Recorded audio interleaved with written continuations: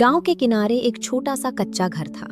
उस घर में रामदास नाम का एक बूढ़ा आदमी रहता था। उसकी उम्र लगभग 70 साल थी। बाल पूरी तरह सफेद हो चुके थे और शरीर भी अब पहले जैसा मजबूत नहीं रहा था। लेकिन एक चीज अब भी मजबूत थी, अपने बच्चों के लिए उसका प्यार। रामदास ने अपनी पूरी जिंदगी मेहनत करके अपने तीनों बच्चों को बड़ा किया था। बड़ा बेटा मोहन, छोटा बेटा सोहन और प्यारी बेटी राधा। उनकी माँ बहुत साल पहले गुजर गई थी। उस दिन से रामदास ही उनके लिए माँ भी था। और एक सुबह रामदास खांसते हुए चारपाई पर बैठा था। लगता है अब शरीर जवाब दे रहा है। तभी बड़ा बेटा मोहन अंदर आया। बाबा, फिर से खांसी हो रही है क्या? कुछ नहीं बेटा, उम्र हो गई है बस। मोहन ने ध्यान से देखा। उसके पिता बहुत कमजोर हो चुके थे, लेकिन एक दिन ऐसा हुआ जिसने पूरे परिवार की जिंदगी बदल दी। रामदास की तबीयत अचानक बहुत खराब हो गई और फिर डॉक्टर ने जो बात कही उसे सुनकर मोहन के पैरों तले जमीन खिसक गई। मोहन उन्हें शहर के डॉक्टर के पास ले गया। डॉक्टर ने जांच की। कुछ देर बाद डॉक्टर ने मोहन को बाहर बुलाया। देखो, तुम्हारे पिता बहुत कमजोर हो चुके हैं। मोहन घबरा गया। डॉक्टर साहब, ठीक तो हो जाएंगे ना? डॉक्टर ने गहरी सांस ली। समय बहुत कम है, इनकी अच्छी देखभाल करो। मोहन की आंखों में आंसू आ गए। घर पहुंचकर रामदास ने सब समझ लिया। वो मुस्कुराए।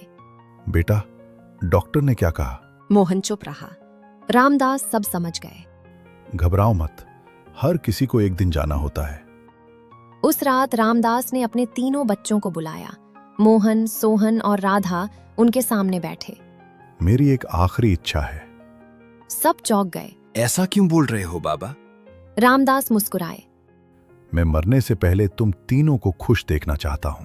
रामदास धीरे धीरे बोलने लगे। जब तुम्हारी मां चली गई थी तब तुम बहुत छोटे थे।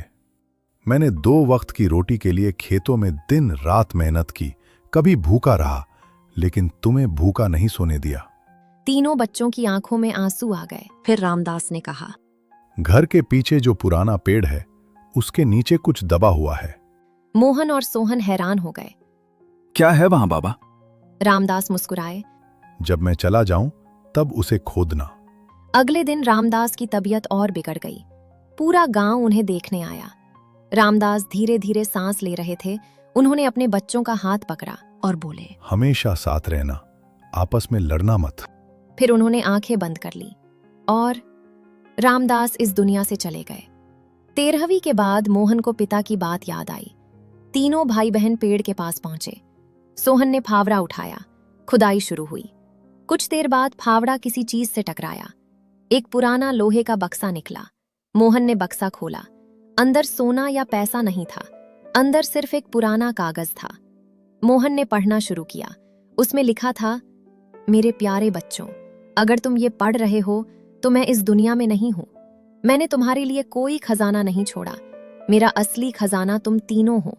अगर तुम तीनों हमेशा साथ रहोगे तो यही मेरी सबसे बड़ी दौलत होगी। तीनों की आंखों से आंसू बहने लगे। मोहन बोला, बाबा सही कहते थे, हम ही उनका खजाना थे। राधा रोते हुए बोली, हम कभी अलग नहीं होंगे। उस दिन के बाद तीनों भाई बहन हमेशा साथ रहे।